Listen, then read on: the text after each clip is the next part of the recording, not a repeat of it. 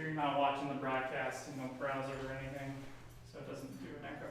Okay, I think we're live. I'm gonna wait for confirmation here that we are live. And if you guys can hear us, see us, if things look like we're good to go ahead and drop that in the comments for us. But welcome to the Fortius trekking pole live Q&A. We've done some of these in some ways already, but wanted to give one last chance to come on here. We actually pre-planned this, expecting there to be questions that come up, and there hasn't been a whole lot, which is probably a good thing. But we'll do this anyways and talk about a few things here. So looks like we're getting the go-ahead that things are going good, so that's good. We actually just got off the trail last Friday, so we've been completely MIA from the office for a full week now. We went and completed the Uinta Highline Trail, so that was a huge success. Did, I don't know, 105 to 110 miles. I need to add it up, I guess, and see what it ended up being on that trail through some pretty awesome country. So we've been in the office now for like an hour since then. And Derek, our marketing guru, said, hey, you've got a live here in a few minutes. So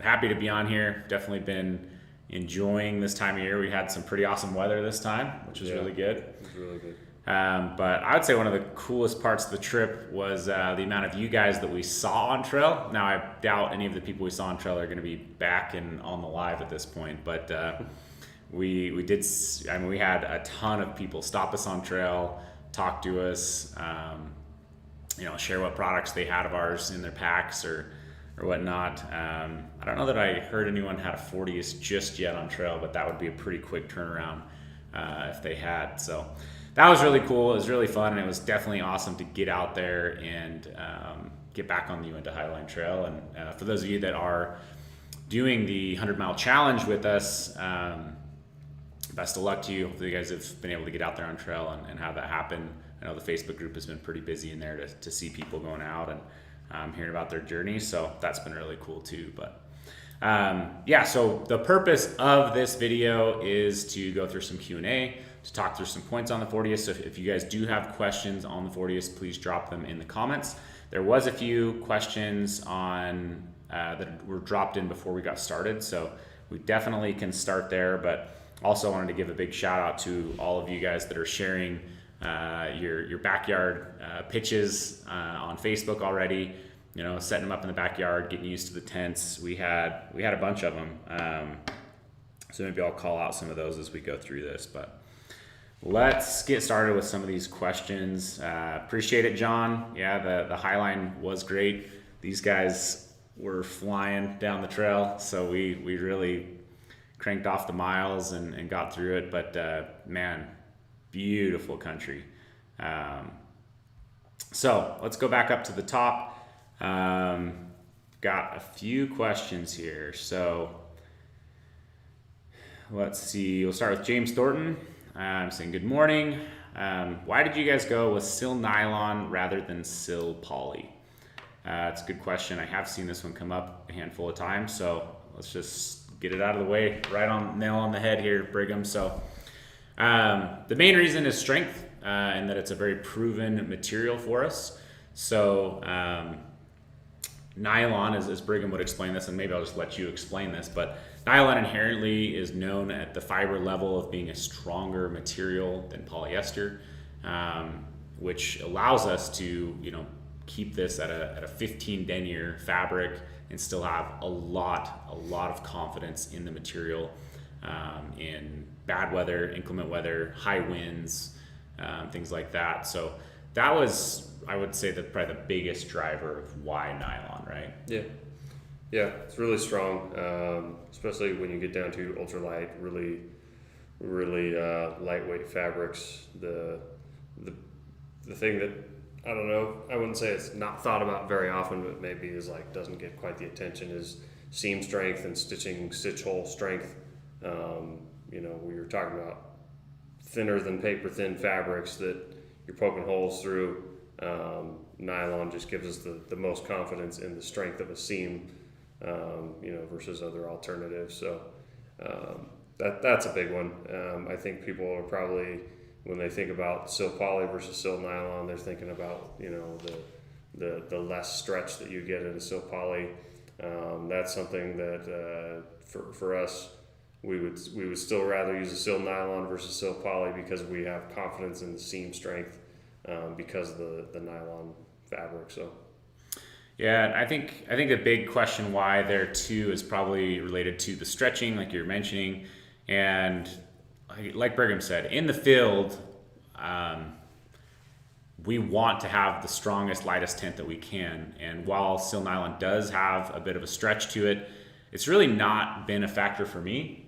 All that it takes for me is to set up my tent, give it 20 minutes or something like that, and then just retension it. And then during the night, it's never been a problem for me. So I know on Highline, we were getting rained on multiple nights. In fact, we got caught in quite a storm, and my tent didn't slack up at all. And that was like the second or third evening that we were on trail. So there's maybe a little bit of stretch that had already happened, but it's not like it stretches infinitely, I feel like, which is kind of the concern or what people think or what they expect. But really, like, you set up your tent, if you can set it up a little before bed and then just go and retension it, it's just not been a factor for me, and I'd much rather have the strength that nylon does provide. So hopefully that answers it. I mean, maybe we'll go into more detail or something at a later point with just the inherent properties of fabrics and make sure that that's being explained correctly. But great question, and it is one that we've seen a handful of times. John Lisenby, morning. Do you guys have plans to create a Dyneema version of this? So far, I'm impressed with the tent. I love the direction you guys are going with your products. John, we'll just say no comment. We are always doing R&D. So Tim has asked, I received my Fortius 2P tent about 2 weeks ago. Love the tent so far. Only issue is that the tent doesn't have an internal mesh pockets. Is this by design or is this a defect with my tent? No, this isn't a defect with your tent, Tim. From what we know, this is something that did come up while we were out of the office, so we'll be looking at this a little bit more, but we would expect to have a pocket in the future on the tent. So I don't know if I want to address too much more on that, but that is something that we can address with you personally, and something that we literally were notified of like 20 minutes ago. So not much of a good response there per se. Phil is asking, are we able to purchase additional or replacement quick detach guidelines? The original plan is to, yes, have those on the website. If they're not currently on the website, we'll have to get a response to you of when those might be on the website. But yes, we'd like you to have the ability to purchase additional detached guidelines. Earl just got back from a week in Michigan's Upper Peninsula, Porcupine Mountain, backcountry with 2-person Fortius. It worked great, withstood Lake Superior north winds, and kept me dry during the rain. Awesome to hear that, Earl. Sweet. I'm going to keep scrolling down here. Again, pop questions in here. If you've got any questions for us on the Fortius, we're happy to address them live. It's been really awesome to just see you guys latch onto this tent. We've been seeing feedback. Primarily, the feedback we've been seeing is through our Facebook groups. We've got a membership Facebook group for those of you that are Live Ultralight members, and we see a lot of people popping it in there, setting it up, giving us a little bit of feedback there, as well as in the UL Member 100 Challenge group. But let's see here. I'm using some aluminum poles from Amazon instead of the trekking poles on trips, where my hands will be too full for trekking poles. Any timelines on substitute poles from you all? Good question, Laura. No timelines as we sit right now, but we are well into the process of getting poles available for you guys. They wouldn't be aluminum poles. We'd have them in carbon fiber and try to keep them as light as we can. But we are, I would say, just well into the process of obtaining those for people. So, good morning. Do you sell trekking poles with the Fortius, or would you be redoing the Dominion at some point to have your logo on it? I'm not sure what that question is. No, we don't plan, I guess, to make our own trekking poles, if that's the question. So hopefully that answers that. Looks like you guys need a vacation from your vacation. I, Derek behind camera is shaking his head yes. I'm looking forward to getting off of my feet for a while. Maybe, I kind of went from an ultra marathon to the High Line, and I'm feeling pretty beat. So, but the problem is you only have so many months out of the year you can get into the high country in the summertime and have that great weather. So, I don't know that will really happen for me, but I've got these dreams that I'm gonna get off my feet training wise for a little while. So, I think Brigham could just go forever, though. That's how on trail, he just never slows down. He's just a machine. So I don't know if he needs a vacation or not. Oh, well, maybe less sunshine. I got fried. So. The back of Brigham's calves were, let's just say they hurt everyone's eyes. I can't imagine how. I will say this. He was picking his way through this area where it had little pine saplings, just so that they wouldn't even like brush up against his legs because they're terrible, man. So fried. Yeah, they're in bad shape. Are they peeling yet? Are they gonna peel? I don't know. It's just it all around is just like the darkest red I've ever seen. Yeah, it was, especially once he like cleaned his legs off with a wet wipe on the last day when we were waiting at the trailhead for our ride. They got even brighter and more neon, I guess you could say. That's bad. Okay. Albino Buck is just giving us some kudos, loving the products, appreciate that. Rooted Vagabond, how were you able to develop a tent with the quality of the Fortius and have the price point you guys are able to sell it at? I mean, all I would say there is just it's really rooted in our business model of being direct to consumer. So being able to cut out the extra price points that you're going to see with any kind of retail. But we've got a pretty straight line method of how we mark things up. It's just we design the product, we get the finalized cost, and we mark it up in a straight line from there, essentially. So things land where they land. We don't necessarily design around those price points, and hopefully that just always looks like a great value to our customers. So, all right, we're getting a few more questions. Greg saying he likes the Q&As. Appreciate that, Greg. We've been enjoying doing them for sure, and hopefully they do add a lot of value. Jimmy Fields is saying, I'm 6'3". How much room does the Fortius 2 have from head to toe without my feet sticking out? So I don't know if you know the dimensions off the top of your head. I think it's 86 inches is the interior of it. But I'm 6'2". I used to be 6'3", so I'm kind of right there in that range, and I'm able to sleep in there just fine without hitting my head or feet. But it does pose another question that was written down for us, which is how to pitch the tent higher for more airflow. And there's this actually kind of can relate too. So we talk about pitching a tent like this, a trekking pole tent, as a little bit of an art form. Yes, it's you pull out your four corners, then you do your two vestibule sides, so on and so forth. And there is an attachment in there where you can stick the pole into the bottom grommet that's attached to a nylon piece. And that's typically how you would set this up. But if you were gonna set this up and you wanted just a hair more headroom or something like that, feet room, or you wanted maximum ventilation under it, you can extend it either all the way within that grommet or maybe just a hair past that. Now you don't want to like extend this way over, or you could definitely rip out the bottom floor, bathtub floor, if you were like, for instance, on the High Line, Tyler, I don't know if you saw this, but Tyler one night pitched his tent super high, and I was like, dude, you better not rip out the bathtub floor when you pitch it that high.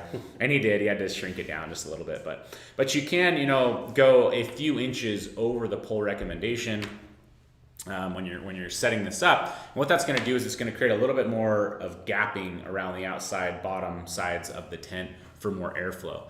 Now this tent has a ton of airflow in it already condensation it's better than I would say almost any tent I've ever used. While it is a single wall, just the amount of condensation that builds up in it is very, very minimal. But that is one option you have. And if you're a little bit taller, what I've found too is that does give you just a little bit more gap on the head and foot end. But being at 6'2", I sleep in them all the time. I mean, many nights in these, and it's just not been an issue. I do like to, just one thing, I do like to use our 1/8" foam pad when I sleep in this, just to make sure that my pad doesn't slide. If you're ever pitching on an incline and you're a taller person, if you start sliding around, you're going to be hitting into the end earlier than other people. So the 1/8" foam pad, besides giving you extra, pad protection from puncture, it also does give you more grip to the bottom of the tent so that you're not sliding quite as much. So a couple things to consider there, Jimmy, but I think you're going to be just fine fitting into this tent. Yeah, I think you probably ought to also give a try just using the guy line points that are already built in. So about, I can't remember what it is, but from the bottom edge of the head and foot end of the tent, like that main end panel, about 2 feet up, there's a guy line point there.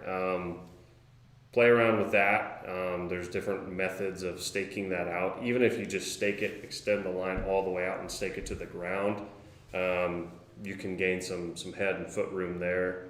But also, the stick method of using a stick and then pulling the guy line over the stick and then staking it down, that adds a lot of head and foot room. So, and then even also, what I like to do, just in general, is I'll use the detachable guy lines that attach to the storm points on the head and the foot end. That's that little black ring, just clips on there and then has a tension line.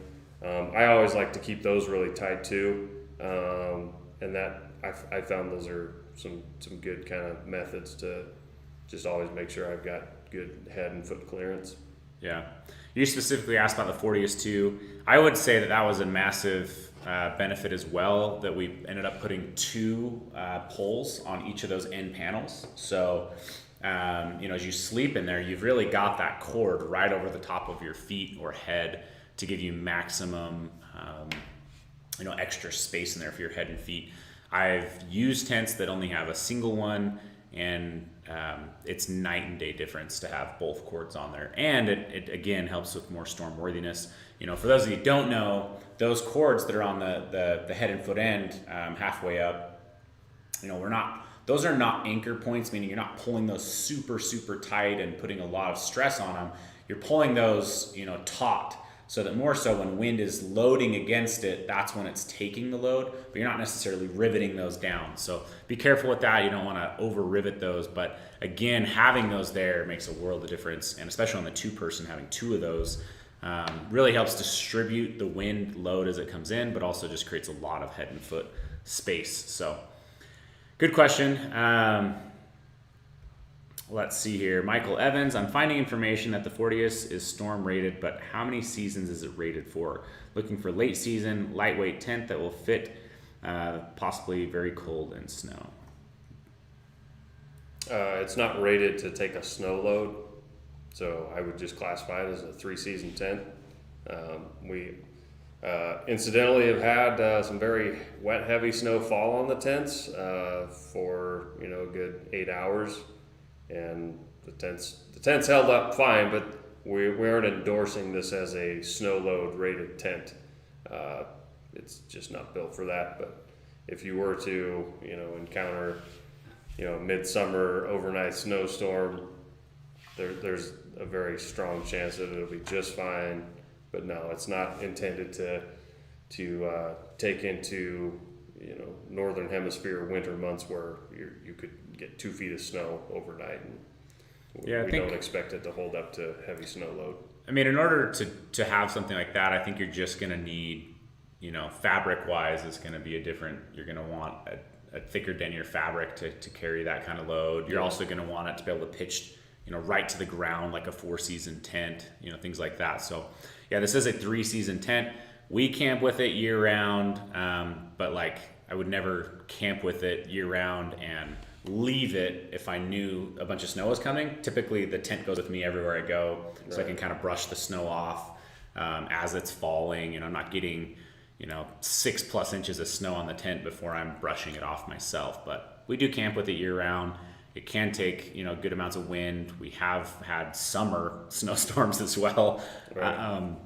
but we do not classify it as a 4-season tent.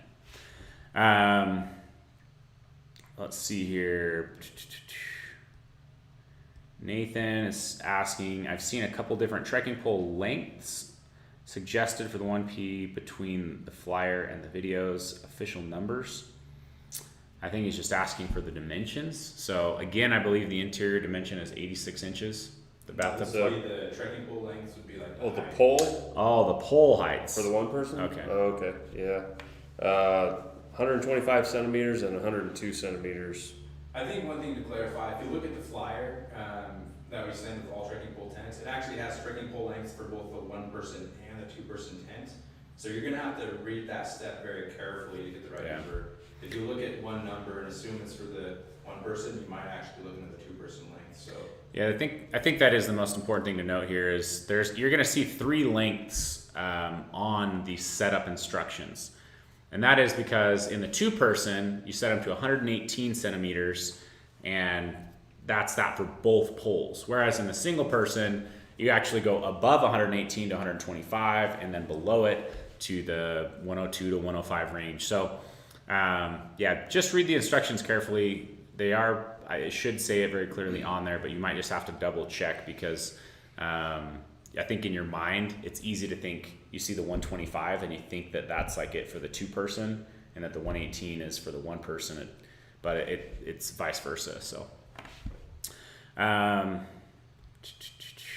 Sway's Family Adventures, not a question, but got to use the tent with some inclement weather and held up great.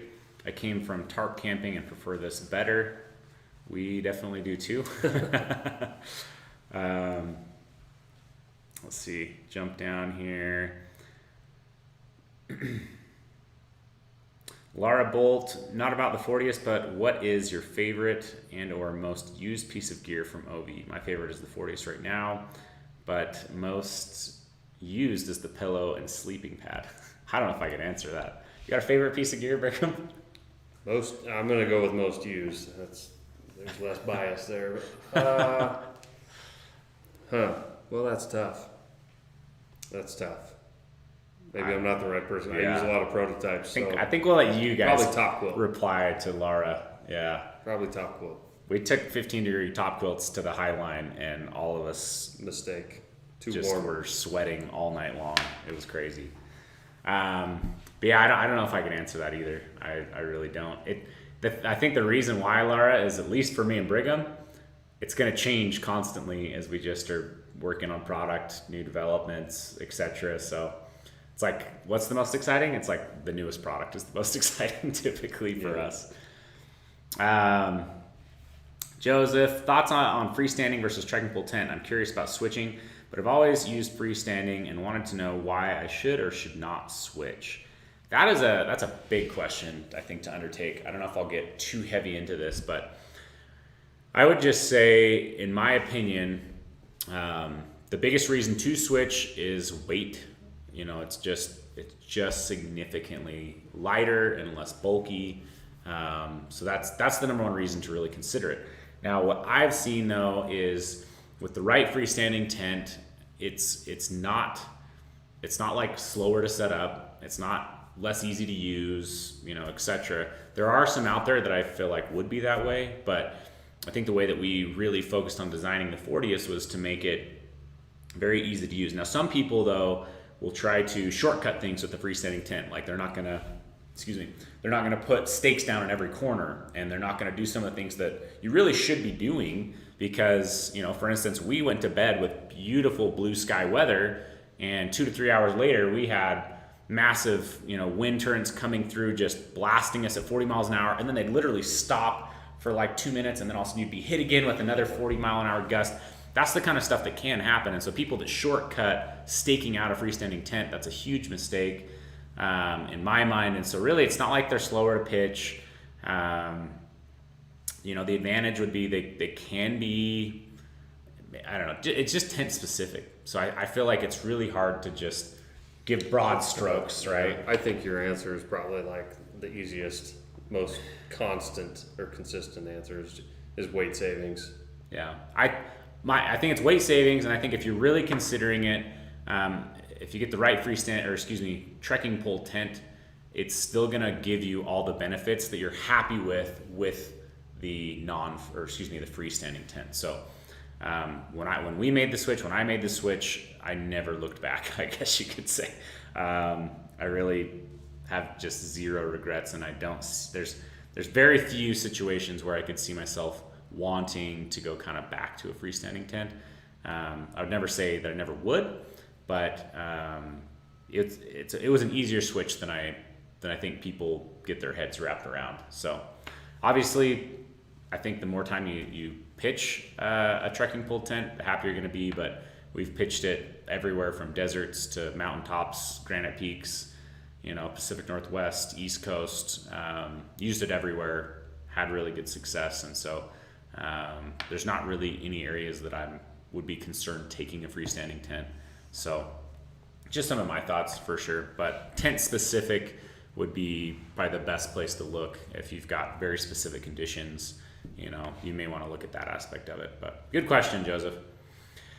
Brian, the direction that came with the one-person tent and the instruction YouTube video have different trekking pole heights listed. What is the height recommended for both poles? I think we already hit that. Maybe that came up after. Yes, we're also glad, Glazier, that we had better weather on the High Line. That was significantly better. All right, here's a good question for you, Brigham. How long before reapplying DWR? Pretty long. I guess to give you an idea, throughout the development process, I would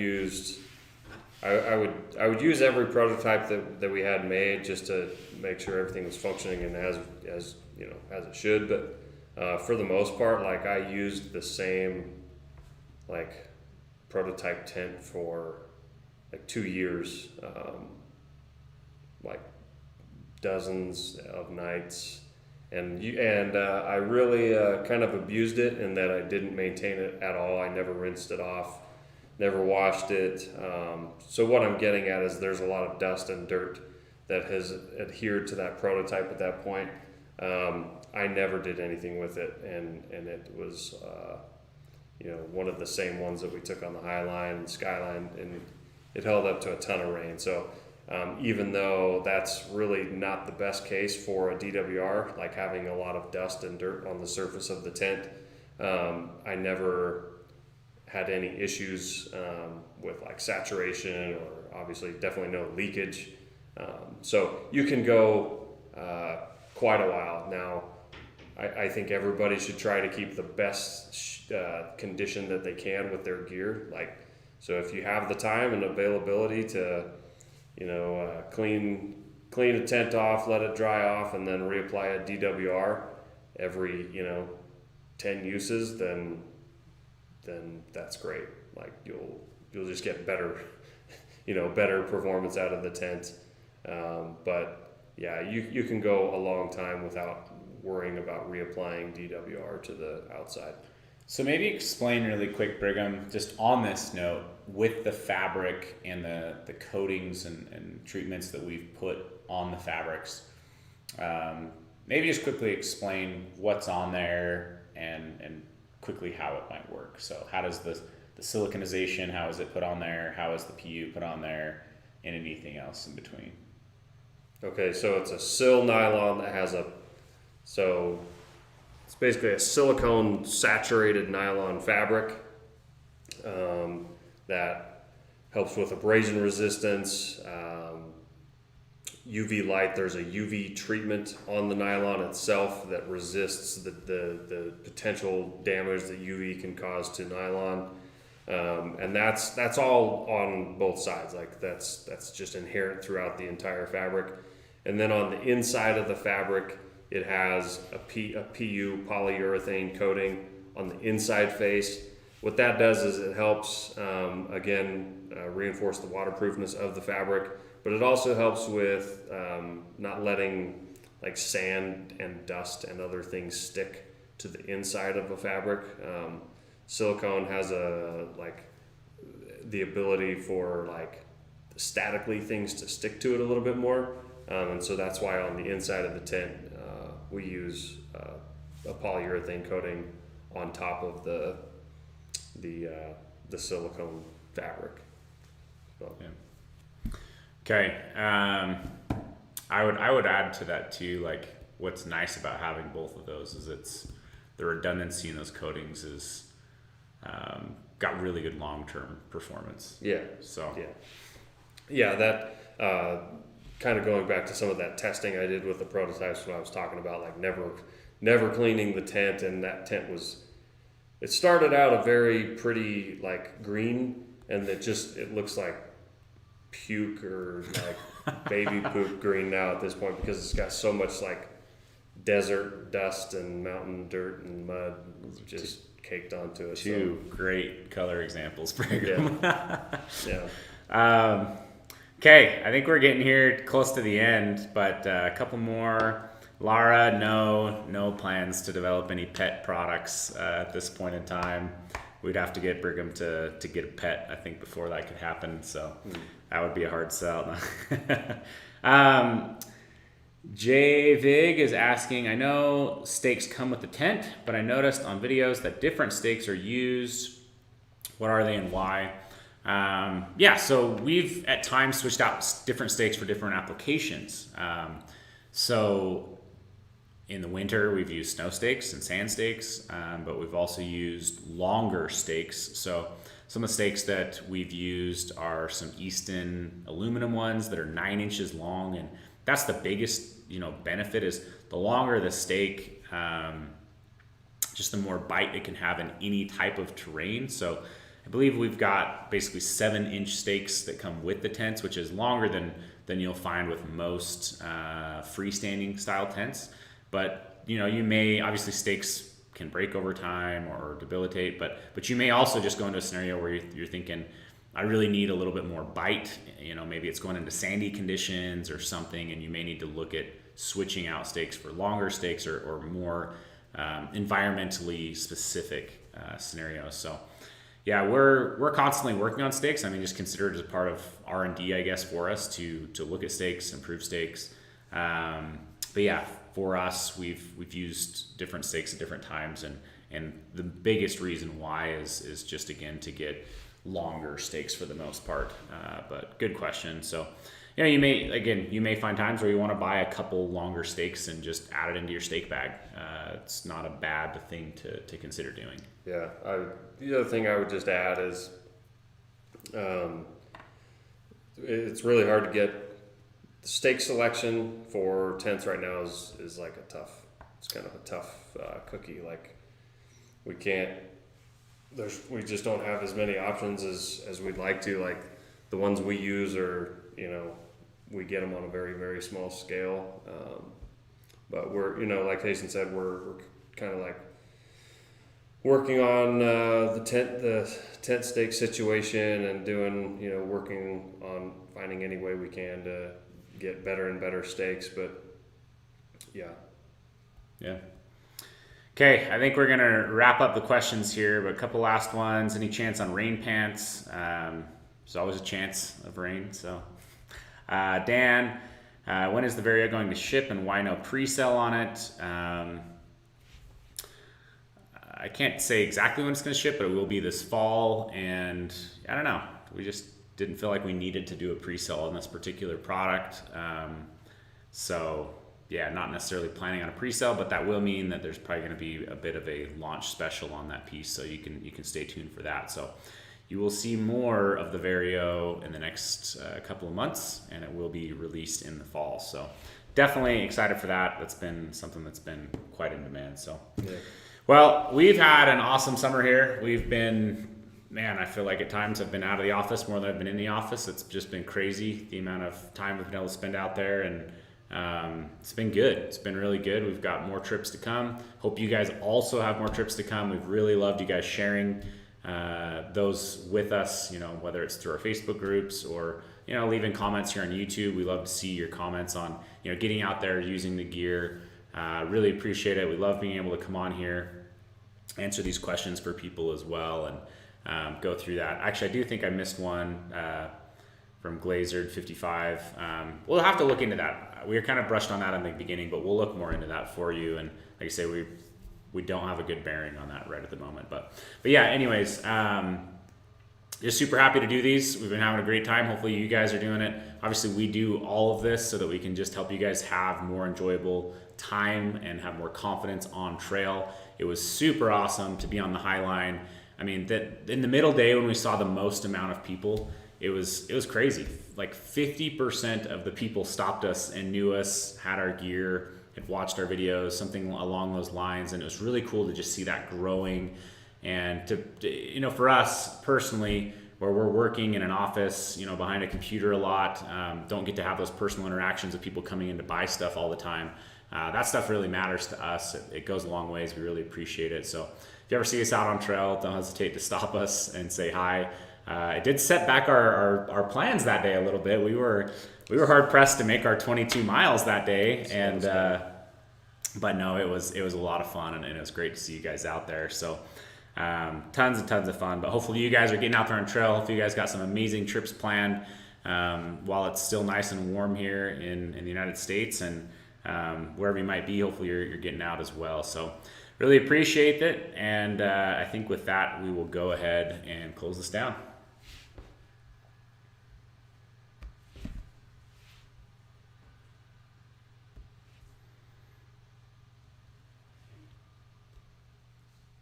Cool.